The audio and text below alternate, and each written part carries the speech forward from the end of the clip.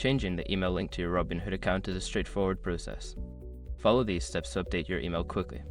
Step 1. Open the Robinhood app. Launch the Robinhood app on your mobile device or access the website on your computer. Ensure you are logged into your account. Step 2. Go to Account Settings. Navigate to your account settings by tapping on the account icon, usually located in the bottom right corner of the app. Look for the Settings or Profile option. Step 3. Select Email Preferences. In the Account Settings menu, find and select the option for Email Preferences or Contact Information. This is where you can manage your email address. Step 4. Update your email address. Enter your new email address in the designated field.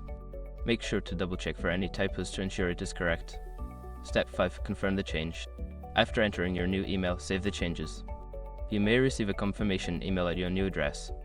Follow any instructions in that email to verify the update.